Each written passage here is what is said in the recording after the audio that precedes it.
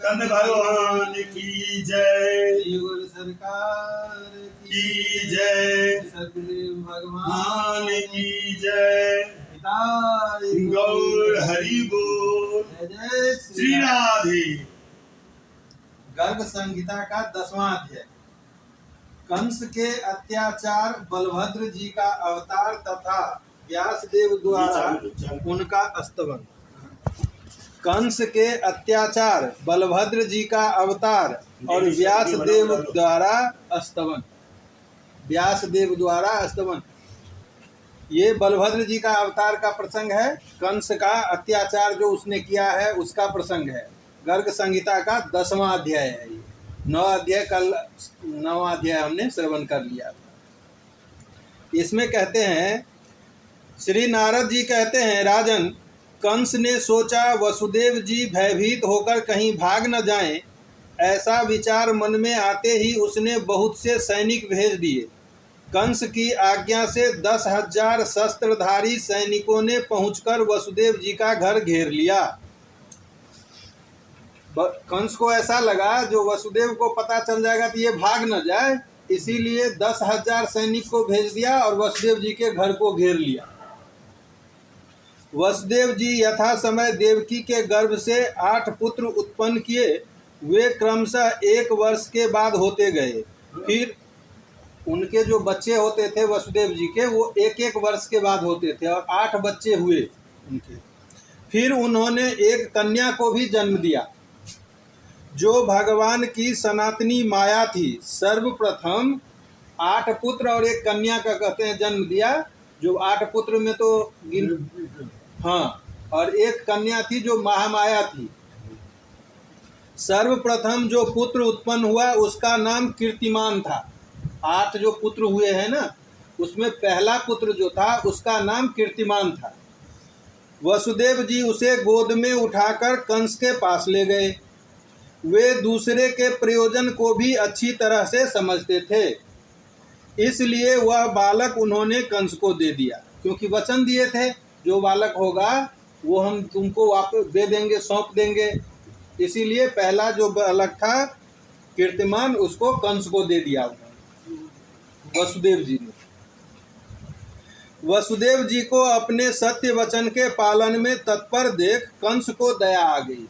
कंस को ऐसा लगा जो ये सत्यवादी हैं, इन्होंने बोला था जो हम अपने जो भी बालक हमारा होगा वो तुमको सौंप दूंगा, तो इनका पहला बालक हुआ है और ये सौंप दिया, इन्होंने दे दिया है। उसको दया आ गई उस बात पे, कंस को पहले बालक में दया आ गई। साधु पुरुष दुख सह लेते हैं परंतु अपनी कही हुई बात मिथ्या नहीं होने देते हैं।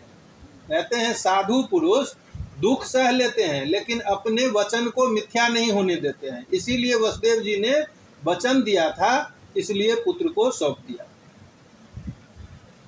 सच्चाई देखकर किसके मन में क्षमा का भाव उदित नहीं होगा। उनके सत्य निष्ठा को देखकर कहते हैं किसके मन में दया का भाव उत्पन्न नहीं होगा। इसीलिए कंस के मन में भी दया का भाव उत्पन्न हो गया। कंस ने कहा, वसुदेव जी, यह बालक आपके साथ ही घर लौट जाए, इससे मुझे कोई भय नहीं है। प्रथम बालक है ना, कीर्तिमान नाम है। वो कहता है इनके सत्य निष्ठा पे, वचन पालन के व्यवहार से वो खुश हो गया और बोला, वसुदेव जी, हमको इससे कोई खतरा नहीं है, इसको आप ले जाओ, अपने साथ घर लौटा कर ले जाओ, भय नहीं है। परंतु आप दोनों को 8वां गर्भ होगा, उसका वध मैं अवश्य करूंगा। कंस कहता है मुझे 8वें से खतरा है, तो इस बालक को तो मैं छोड़ रहा हूं, लेकिन 8वें का वध मैं अवश्य करूंगा, इसमें कोई संशय नहीं है। हाँ, वसुदेव को कंस कह रहा है। श्री नारद जी कहते हैं, राजन, कंस के यूं कहने पर वसुदेव जी अपने पुत्र के साथ घर लौट आए, परंतु उस दुरात्मा के वचनों को उन्होंने तनिक भी सत्य नहीं माना। उस समय आकाश से उतरकर मैं वहां गया। नारद जी कहते हैं जो वसुदेव जी बालक को लेकर तो चले गए घर, लेकिन उसके वचन पे उनको भरोसा नहीं था, कंस के वचन पे। और नारद जी कहते हैं उसी समय उतरकर मैं वहां आया, उस जगह पे।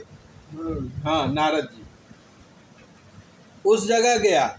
उग्रसेन कुमार कंस ने मुझे मस्तक झुकाकर मेरा स्वागत सत्कार किया। और मुझसे देवताओं का अभिप्राय पूछा। उस समय मैंने उसे जो उत्तर दिया वह मुझसे सुनो। मैंने कहा, नंद आदि गोप वसु के अवतार हैं। नंद आदि गोप वसु के अवतार हैं और वृषभानु आदि देवताओं के। नरेश्वर कंस इस ब्रजभूमि में जो गोपियां हैं उनके रूप में वेदों की ऋचाएं आदि यहाँ निवास कर रही है। मथुरा में वसुदेव आदि जो विष्णुवंशी हैं वे सब के सब मूलतः देवता ही हैं। देवकी आदि संपूर्ण स्त्रियां भी निश्चय ही देवांगनाएं हैं। 7 बार गिन लेने पर भी 8 अंक ही हो जाता है। उन्होंने कमल के पंखुड़ी को गिन के दिखाया ना, यहाँ से गिना तो ये 8वां हुआ, फिर एक छोड़कर गिना, ऐसे करके उन्होंने अष्टदल कमल को 8 को गिनती करके एक एक करके 8 कर दिया और बोला जो देवताओं की गिनती का कोई भरोसा नहीं, तुमको समझ में नहीं आता है। तो वो बोला मैं क्या करूं? तो बोले जो मुझे जो बताना था बता दिया, अब तुम्हारे समझ में जो आए वो। तो नारद जी तो प्रथम बालक भी 8वां हो सकता है क्योंकि देवताओं वामतो गति है, देवताओं की वामतो गति है, उनकी गति है। नारद जी कहते हैं, मिथिलेश्वर उससे यूं कहकर जब मैं चला गया तब देवताओं द्वारा किए गए दैत्य वध के लिए उद्योग करने पर कंस को बड़ा क्रोध हुआ। उसने उसी क्षण यादवों को मार डालने का विचार किया। उसने वसुदेव और देवकी को मजबूत बेड़ियों में बांधकर कैद कर लिया। वसुदेव और देवकी को नारद जी के बताने के बाद जंजीर में बांधकर कैद कर लिया और देवकी के उस प्रथम गर्भजनित शिशु को शिला पृष्ठ पर रखकर पीस डाला। कहीं कहीं तो लिखा हुआ है जो पटक दिया, लेकिन यहाँ लिखा हुआ है जो शिला पे रखकर पीस डाला, मार डाला, रगड़ कर मार डाला। प्रथम बालक वसुदेव जी का जो प्रथम बालक था, कीर्तिमान जिसका नाम, उसे अपने पूर्व जन्म की घटनाओं का स्मरण था। अतः भगवान विष्णु के भय से तथा अपने दुष्ट स्वभाव के कारण भी उसने इस भूतल पर प्रकट हुए देवकी के प्रत्येक बालकों को जन्म लेते ही मार डाला। ऐसा करने में उसे तनिक भी हिचक नहीं हुई। यह सब देखकर यदुकुल नरेश राजा उग्रसेन उस समय कुपित हो उठे। उन्होंने वसुदेव जी की सहायता की और कंस को अत्याचार करने से रोका। कंस के दुष्ट अभिप्राय को प्रत्यक्ष देख महान यादव वीर उसके विरुद्ध उठ खड़े हुए। वे उग्रसेन के पीछे रहकर खड्गहस्त हो गए, उनकी रक्षा करने लगे। उग्रसेन के अनुगामियों को युद्ध के लिए उद्यत देख कंस के निजी वीर सैनिक भी उसका सामना करने के लिए खड़े हुए। राजसभा के मंडप में ही उन दोनों दलों का परस्पर युद्ध होने लगा। राजसभा के मंडप में ही उन दोनों से का युद्ध होने लगा। कुछ यादव वीर थे जो इनके पक्ष में थे और उनसे युद्ध करने के लिए कंस का जो समर्थन करने वाला सैनिक था, कंस का जो सेवक था, वो उसमें लड़ने के लिए तैयार हो गया। कुछ यादव वीर थे जो उग्रसेन जी का बात समर्थन कर रहे थे। उग्रसेन जी ने वसुदेव जी को मदद किया, बचाया। और कुछ कंस के सैनिक थे, वो दोनों यज्ञ मंडप में ही लड़ने के लिए एक दूसरे से तैयार हो गए। दोनों दलों का परस्पर युद्ध होने लगा। राजद्वार पर भी उन दोनों दलों के वीरों में परस्पर युद्ध छिड़ गया। वे सब लोग खुलकर एक दूसरे पर खड्ग का प्रहार करने लगे। इस संघर्ष में 10,000 मनुष्य खेत रहे थे। तदंतर कंस ने गदा हाथ में लेकर पिता की सेना को कुचलना आरंभ कर दिया। युद्ध जब दोनों सेना में होने लगा तो कंस ने भी अपने गदा से पिता के समर्थक सैनिक जो थे उनके ऊपर प्रहार करने लगा। कंस गदा हाथ में लेकर पिता की सेना को कुचलना आरंभ कर दिया। कंस ने उसकी गदा से छू जाने से ही कितने ही लोगों के मस्तक फट गए। 1 लाख भार की गदा थी उसकी। वो जो गदा चलाता था वो 1 लाख भार की गदा थी, तो वो जिसको छू जाए उससे भी मस्तक फट जाता था। तिनकों के पाँव कितनों के तो पाँव कट गए, तिनके की तरह बिखर गए, नख विदीर्ण हो गए, बाहें कट गई और उनकी आशा पर पानी फिर गया। कोई औंधे मुंह और कोई उतान होकर अस्त्र शस्त्र लिए क्षण भर में धराशायी हो गए। बहुत से वीर खून उगलते हुए मूर्छित हो गए और काल के गाल में चले गए। कंस ने कर दिया, उग्रसेन जी के समर्थक सैनिक जो थे उनको छत बिछत कर दिया। वहां इतना रक्त प्रवाहित हुआ कि सारा सभा मंडप रंग गया। महाराज जी, गर्ग संहिता में जो भगवान भागवत जी में कहना चाहते थे और नहीं रह गया, बच गया, वही गर्ग संहिता में है। गर्ग संहिता में ये घटना, ये कथा भागवत जी में वर्णित नहीं है, ये गर्ग संहिता में है। और गर्ग संहिता में वही सब चीज है जो भागवत जी में भगवान बताना चाहते थे। राजेश्वर, इस प्रकार दुष्ट एवं मदमत कंस कुपित हो उद्भट शत्रुओं को धराशायी करके अपने पिता को ही कैद कर लिया। उन्हें राज सिंहासन से उतार उस दुष्ट ने पासों में बांधा और उनके मित्रों के साथ उन्हें भी कारागार में बंद कर दिया। मधु और सूरसेन की सारी संपत्तियों पर अधिकार करके कंस स्वयं सिंहासन पर जा बैठा और राज्य शासन करने लगा। समस्त पीड़ित यादव संबंधी के घर पर जाने के बहाने तुरंत चारों दिशाओं में विभिन्न देशों के भीतर जाकर रहने लगे और उचित अवसर की प्रतीक्षा करने लगे। जो यादव वीर बच गए थे वो अपने अपने रिश्तेदारी में चले गए और समय की प्रतीक्षा करने लगे, जो उचित समय पे हम लोग फिर इकट्ठा होंगे। देवकी का 7वां गर्भ उनके लिए हर्ष और शोक दोनों की वृद्धि करने वाला हुआ। उसमें साक्षात अनंत देव अवतीर्ण हुए थे। योग माया ने देवकी के उस गर्भ को खींचकर ब्रज में रोहिणी कुक्ष के भीतर पहुंचा दिया। ऐसा हो जाने पर मथुरा के लोग खेद प्रकट करते हुए कहने लगे, अहो, बेचारी देवकी का गर्भ कहाँ चला गया, कैसे गिर गया। ब्रज में उस गर्भ को गए 5 ही दिन बीते थे कि भाद्रपद शुक्ल अष्टमी को स्वाति नक्षत्र में बुध के दिन वसुदेव जी की पत्नी रोहिणी के गर्भ से अनंत देव का प्राकट्य हुआ।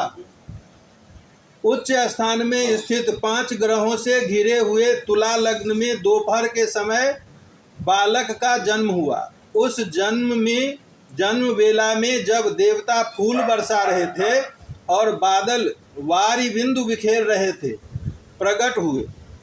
अनंत देव ने अपनी अंग कांति से नंद भवन को उद्भासित कर दिया। बलदेव जी के प्रकट होते ही उनके तेजोमय पुंज से नंद भवन प्रकाशित हो गया। नंदराय जी भी उस शिशु का जातक संस्कार करके ब्राह्मणों को 10 लाख गौएं दान दी। गोपों को बुलाकर उत्तम गान विद्या में निपुण गायकों के संगीत के साथ महान मंगलमय उत्सव का आयोजन किया। देवल, देवरात, वशिष्ठ, बृहस्पति और मुझ नंद के साथ आकर श्री कृष्ण द्वैपायन व्यास भी वहां बैठे और नंद जी के दिए हुए पाद्य आदि उपहारों से अत्यंत प्रसन्न हुए। व्यास जी भी यहाँ हैं। नंदराय जी ने पूछा, महर्षियों, यह सुंदर बालक कौन है, किसके समान जिसके समान दूसरा कोई देखने में नहीं आता। महामुने, इसका जन्म 5 ही दिनों में कैसे हुआ, यह मुझे बताइए। अब ये भी चीज 5 ही दिन में बलदेव जी का जन्म हुआ। गर्भ का आकर्षण जो हुआ कि गर्भ को देवकी मैया के गर्भ से रोहिणी मैया के गर्भ में योग माया ने जो दिया, तो 5 दिन में ही जन्म हो गया, 5वें दिन जन्म हो गया। तो पूछते हैं ऋषियों को, ये 5 ही दिन में इस बालक का जन्म कैसे हो गया। श्री व्यास जी बोले, नंद, तुम्हारा अद्भुत सौभाग्य है। इस शिशु के रूप में साक्षात सनातन देवता शेषनाग पधारे। व्यास जी कहते हैं, जो नंद, तुम्हारा भाग बहुत माने उच्च कोटि का है, उत्तम है, जिसका वर्णन नहीं किया जा सकता। ये साक्षात शेषनाग पधारे हैं। पहले तो मथुरापुरी में वसुदेव जी से देवकी के गर्भ में इनका आविर्भाव हुआ, फिर भगवान श्री कृष्ण की इच्छा से इनका देवकी के उदर से कल्याणमयी रोहिणी के गर्भ में आगमन हुआ है। नंदराय, ये योगियों के लिए भी दुर्लभ हैं, किंतु तुम्हें इनका प्रत्यक्ष दर्शन हुआ है। मैं महामुनि वेदव्यास इनके दर्शन के लिए ही यहाँ आया हूँ। व्यास जी कहते हैं जो मैं इन्हीं के दर्शन के लिए यहाँ आया हूँ। अतः तुम शिशु रूपधारी इस परात्पर देवता का हम सबको दर्शन कराओ। श्री नारद जी कहते हैं, राजन, तदंतर नंद ने विस्मित होकर शिशु रूपधारी शेष का उन्हें दर्शन कराया। पालने में विराजमान शेष जी का दर्शन करके सत्यवती नंदन ने उन्हें प्रणाम किया और उनकी स्तुति की। व्यास जी बोले, श्री व्यास जी बोले, भगवान, आप देवताओं के भी अधिदेवता और कामपाल सबका मनोरथ पूर्ण करने वाले हैं। आपको नमस्कार है। आप साक्षात अनंत देव शेषनाग हैं, बलराम हैं। आपको मेरा प्रणाम है। ये व्यास जी बोल रहे हैं। आप धरणीधर, पूर्ण स्वरूप, स्वयं प्रकाश, हाथ में हल धारण करने वाले, सहस्त्र मस्तकों से सुशोभित तथा संकर्षण देव हैं। आपको नमस्कार है। रेवती रमन, आप ही बलदेव तथा श्री कृष्ण के अग्रज हैं। आप ही बलदेव तथा श्री कृष्ण के अग्रज हैं। हलायुद्ध एवं प्रलंबासुर के नाशक हैं। पुरुषोत्तम, आप मेरी रक्षा कीजिए। आप बलभद्र तथा ताल के चिन्ह से युक्त ध्वजा धारण करने वाले हैं। आपको नमस्कार है। आप नील वस्त्रधारी, गौरवर्ण तथा रोहिणी के सुपुत्र हैं। आपको मेरा प्रणाम है। आप ही धेनुका, मुष्टिक, कुंभांड, रुक्मी, कूपकर्ण, कूट तथा बलवल के शत्रु हैं। कालिंदी की धारा को मोड़ने वाले और हस्तिनापुर को गंगा की ओर आकर्षित करने वाले भी आप ही हैं। आप द्विविध के विनाशक, यादवों के स्वामी तथा ब्रजमंडल के मंडन भूषण हैं। आप कंस के भाइयों का वध करने वाले तथा तीर्थ यात्रा करने वाले प्रभु हैं। दुर्योधन के गुरु भी साक्षात आप ही हैं। प्रभो, जगत की रक्षा कीजिए, रक्षा कीजिए। अपनी महिमा से कभी च्युत न होने वाले परात्पर देवता, साक्षात अनंत, आपकी जय हो, जय हो। आपका सुयश समस्त दिगंत में व्याप्त है। आप सुरेंद्र, मुनीन्द्र और फणीन्द्र में सर्वश्रेष्ठ हैं। मूसलधारी, हलधर तथा बलवान हैं। आपको नमस्कार है। जो इस जगत में सदा ही इस स्तवन का पाठ करेगा वह श्री हरि के परम पद को प्राप्त होगा। संसार में उसे शत्रुओं का संहार करने वाला संपूर्ण बल प्राप्त होगा। उसकी सदा जय होगी और वह प्रचुर धन का स्वामी होगा। श्री नारद जी कहते हैं, राजन, पराशर नंदन, विशाल बुद्धि, बदरायन मुनि, सत्यवती कुमार, श्री कृष्ण द्वैपायन वेदव्यास उन मुनियों के साथ बलराम जी को 100 बार प्रणाम और परिक्रमा करके सरस्वती नदी के तट पर चले गए। महाराज जी, आशीर्वाद दे दीजिए। ये लोग ब्रज का ही है, अपना शिष्य है, उसको आशीर्वाद दीजिए। यहाँ प्रसाद पाठ चला जाएगा। आ जाओ। गोलोक खंड के अंतर्गत श्री नारद बहुलास संवाद में बलभद्र जी के जन्म का वर्णन नामक 10वां अध्याय पूरा हुआ।